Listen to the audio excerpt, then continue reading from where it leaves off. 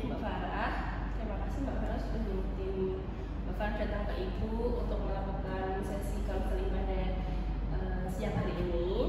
Sebelumnya, perkenalkan Ibu Jasmine Sofna Alfaras, biasa dipanggil Bu Jasmine. Sebelumnya Mbak Farah udah pernah lihat saya belum? Belum, baru ini ya Mbak Farah ya. Oke, saya baru menjadi guru BK di sekolah ini baru 3 bulan. Nah, kebetulan Mbak Farah kemarin ngajak Ibu ya pada hari ini. Oke. Nah, di konseling pada siang hari ini ada beberapa asas, terutama asas kerahasiaan. Asas kerahasiaan ini hanya Mbak Farah dan Bu Jasmine yang tahu tentang masalah Mbak Farah saja, tidak akan tersebar di mana-mana. Jadi hanya saya sebagai konselor, Mbak Farah sebagai konseli saya gitu. Nah, sebelum mulai sesi konseling pada siang hari ini, Ibu tuh mau minta surat pernyataan persetujuan ini. Nah, di sini Mbak Farah kan udah datang ke Ibu secara sukarela ya, Mbak Farah ya. Dan Mbak Farah datang ke Ibu sendiri, terus untuk menjaga kerahasiaan Mbak Farah, cerita-cerita Mbak Farah ke Ibu konseling pada siang hari ini, bisa kali ya tanda tangan di sini ini untuk menjamin dan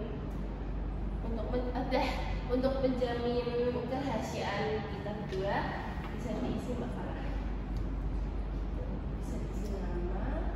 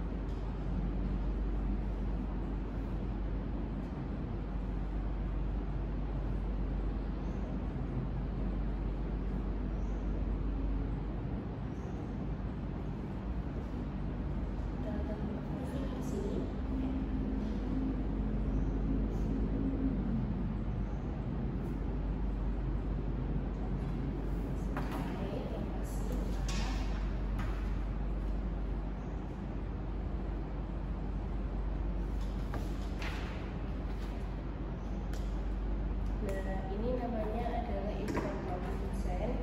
Ini untuk menjamin kerahasiaan saya dan Mbak Farah gitu.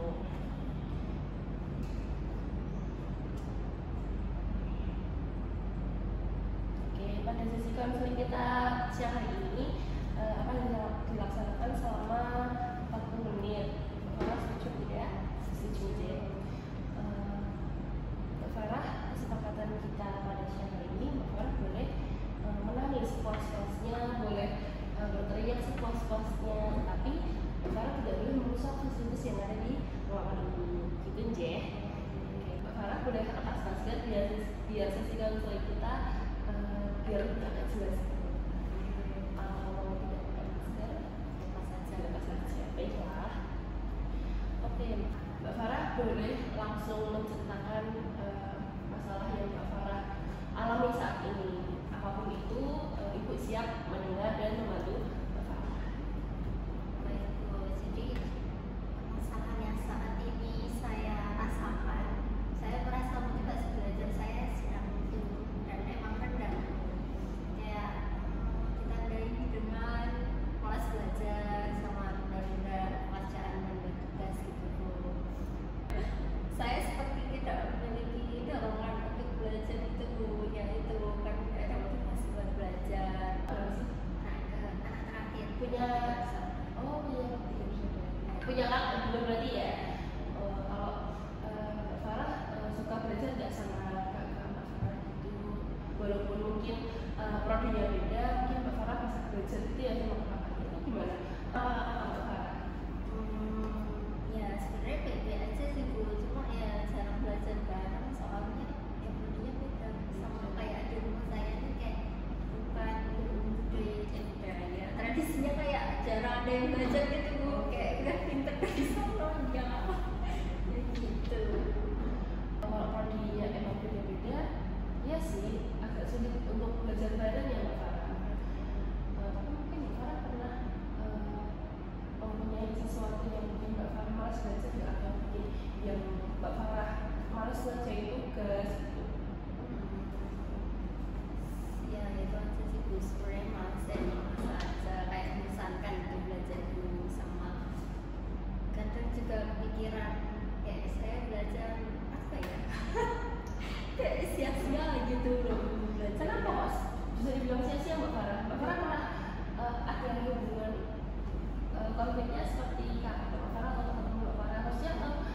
dorongan-dorongan yang bikin teman-teman Mbak Farah tuh malah belajar atau malah kakak Mbak Farah atau mungkin Mbak Farah seperti berbandingkan itu juga bisa menyebabkan Mbak Farah malas belajar, hasilnya gitu aja gitu.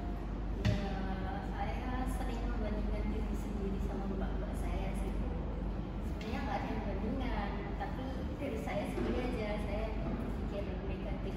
Kenapa Mbak Farah berpikiran negatif? Kenapa suka membandingkan diri Mbak Farah sama Mbak Farah? Karena kalau saya ini kayak berprestasi gitu, kalau saya ya gini-gini aja, biasa-biasa aja. Pernah ada tuntutan dari orang tua mungkin atau dari orang-orang terdekat? Sebenarnya nggak ada sih Bu, cuman ya kayak karena kakak saya pintar mungkin orang tua saya pikirnya kayak standarnya lumayan tinggi gitu loh Bu. Ya gitu. Tapi nggak tahu sebenarnya, nggak pernah ada yang ngomong gitu. Terus misalnya Mbak Farah apa namanya suka mengerjakan tugas, kegiatan apa yang sering dikerjakan Mbak Farah ketika Mbak Farah menunda pekerjaan itu? Mungkin scroll atau lihat film atau apa? Iya Bu, paling seringnya scroll sama scroll. Oh, nonton drakor. Terus kalau semisal Mbak Farah sering lihat film, Mbak Farah lupa sama tugasnya itu dampaknya gimana? Dampaknya ya nanti keteteran Bu, kan ditunda-tunda terus sambil makan deadline harus keteteran. Nah dari situ mungkin Mbak Farah bisa mengurangi apa ya Mbak Farah, rasa malas kita bahwa itu memang kewajiban kita sebagai mahasiswa di sini. Memang kalau misalnya kita menjadi pintar, memang kita harus belajar, kita harus ini harus itu sebenarnya enggak, karena emang sudah mengerjakan tugas aja menurut anak-anak mahasiswa zaman sekarang udah cukup dibilang itu belajar gitu loh. Berarti harus yang belajar Iya, baca yang buku. harus belajar tiap hari. Kalau untuk baca buku itu tergantung hobi nggak sih Mbak Farah?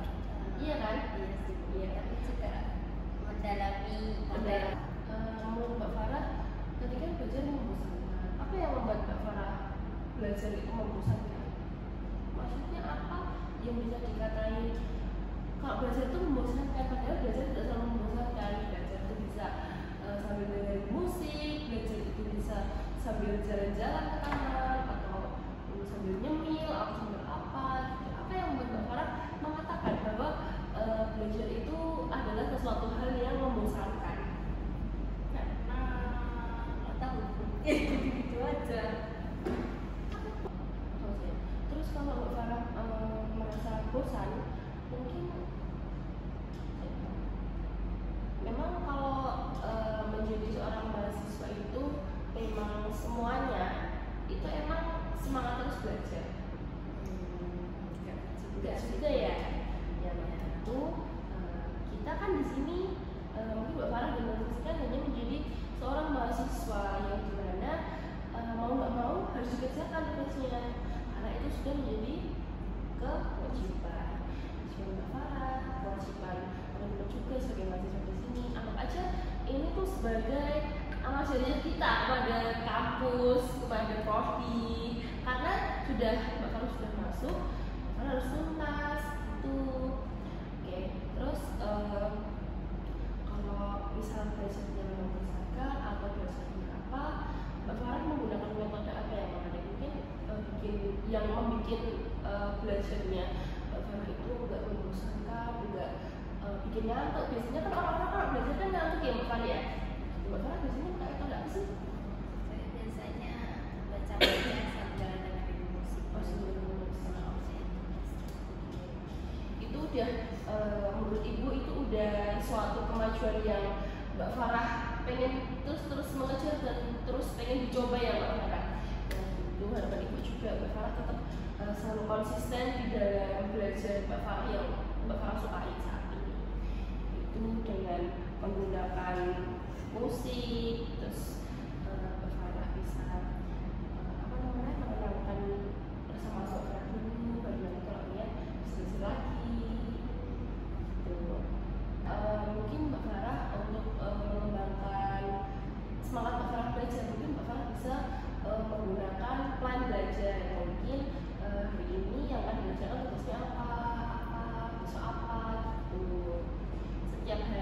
nggak perlu lama-lama kok, yang penting 2 jam atau 1 jam aja tuh udah cukup. Yang penting Mbak Farah tuh paham dulu kalau materinya itu membahasnya tentang ini, kalau materinya itu membahasnya tentang itu gitu.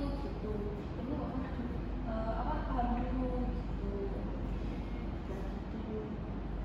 Terus ibu mau ngasih motivasi kalau misalnya Mbak Farah tetap berada dalam situasi yang gitu-gitu aja. Kalau Mbak Farah nggak nekat, Mbak Farah nggak akan bisa gitu. Mbak Farah harus tetap nekat gitu ya, mau nggak mau Mbak Farah harus nekat gitu.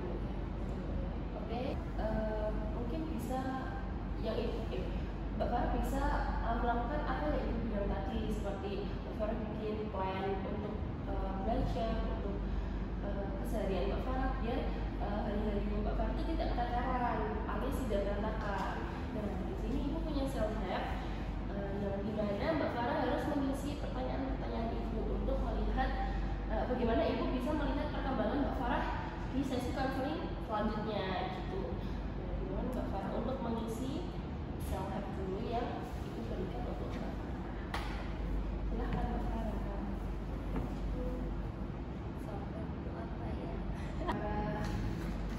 Terima kasih.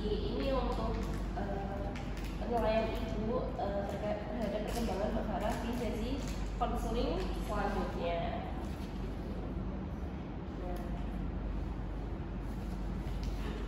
Ibu mau tanyakan Mbak Farah, di sesi konseling siang hari ini Mbak Farah mendapatkan ilmu apa sih dari sesi konseling hari ini? Saya jadi berpikir kembali bahwasanya sama mahasiswa itu nggak sepenuhnya harus selalu belajar ya Bu.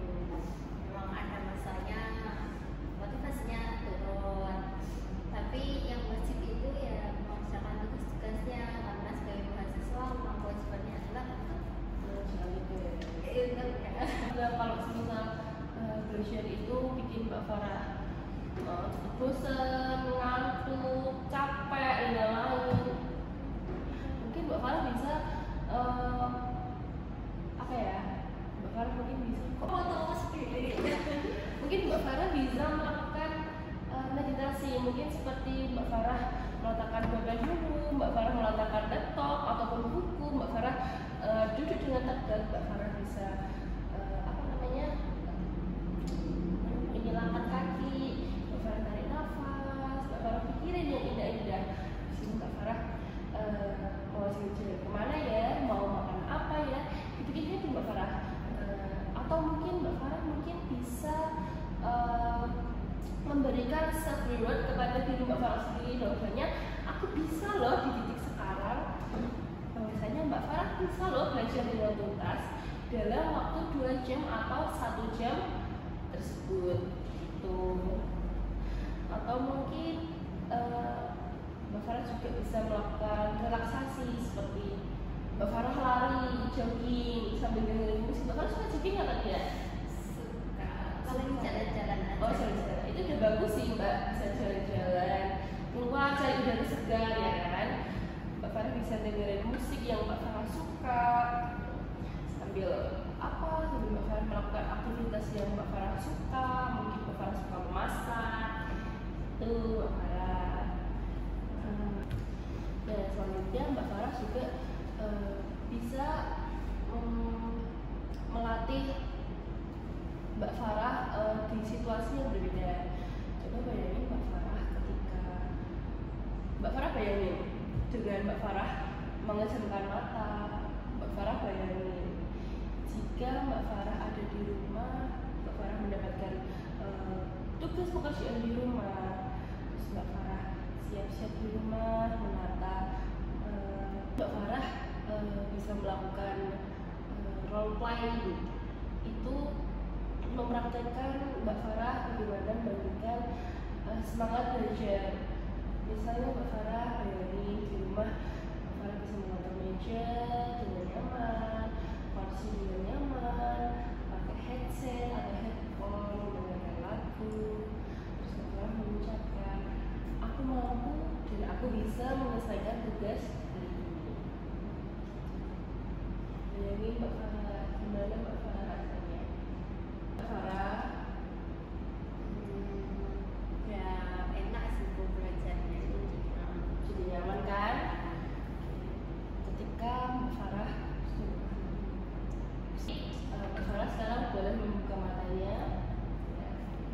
Mbak Farah gimana rasanya ketika Mbak Farah membayangkan tadi atas bimbingan itu yang saya ucapkan kepada Mbak Farah? Gimana perasaannya? Nah, perasaannya nyaman tuh, belajar bisa ya enak gitu.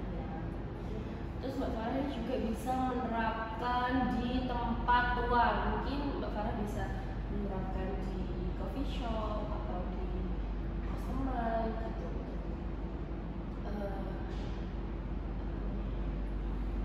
Relaksasi, Mbak Farah bisa mempersiapkan pekerjaannya seperti mempersiapkan laptop. Mungkin kalau perlu mendengar musik, Mbak Farah bisa mendengar musik, mengerjakan dengan tenang dan nyaman. Mbak Farah tarik nafas, Mbak Farah bilang, saya selesai hari ini, saya mampu untuk menyelesaikan tugas hari ini. Itu.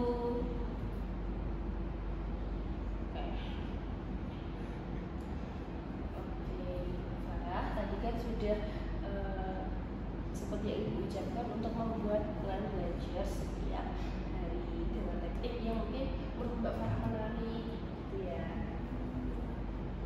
Mbak Farah tahu nggak apa yang harus Mbak Farah membuat plan belajar yang menarik seperti apa?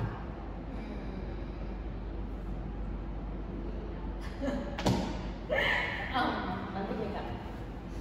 Mungkin sekalian bikin plan harian ya Bu. Bangun tidur, nanti ngapain, misal olahraga, terus itu lanjutkan setelah mungkin nanti lanjut belajarnya pas malam. Oh gitu. Mungkin malam ini mau ngapain apa dulu, mau belajar apa gitu. Oke, itu dari suatu pengembangan dari sisi kajian hari ini.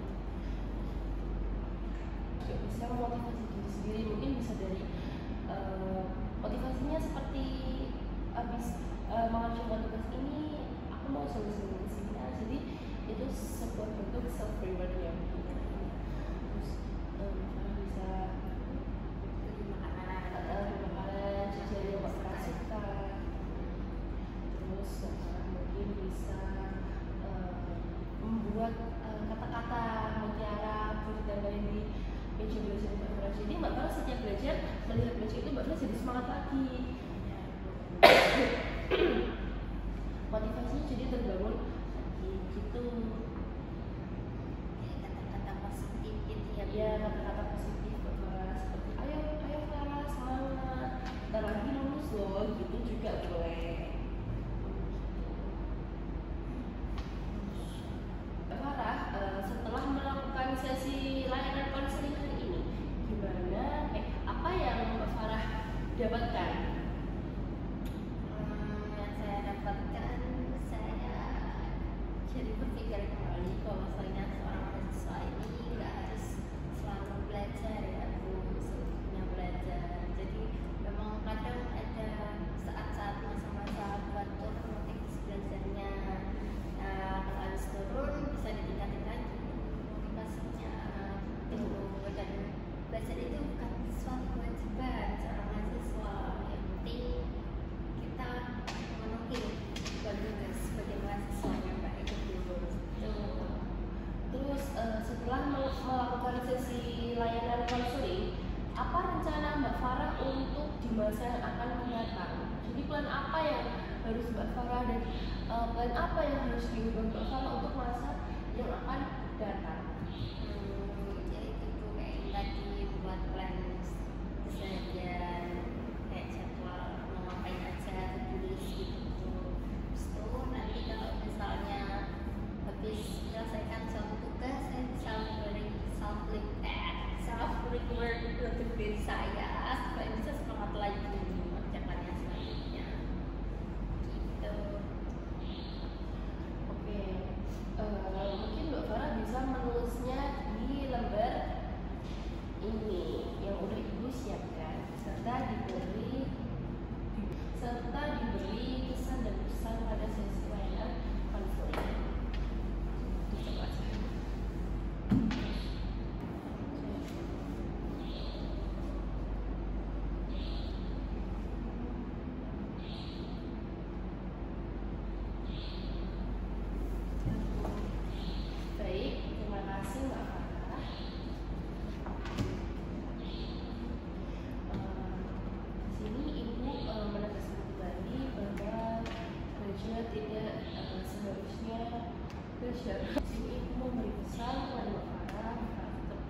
selalu semangat untuk menjalani hari-hari Mbak Farah.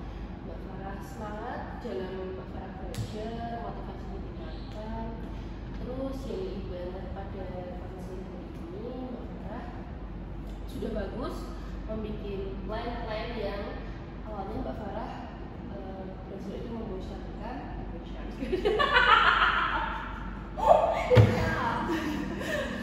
saja belajar itu membosankan, bikin malas, tapi ternyata kenyataannya tidak seperti itu. Belajar bisa di mana saja, belajar bisa kapan saja, yang penting terutamanya adalah mengerjakan tugas gitu. Nah, sebelum ibu tutup, ibu mohon untuk mengisi presensi konseling Mbak Farah di hari ini gitu. Di sini silakan tulis nomor tulis nama dan nomor HP. Ini nomor HP sudah ibu set ya, ini ibu lupa.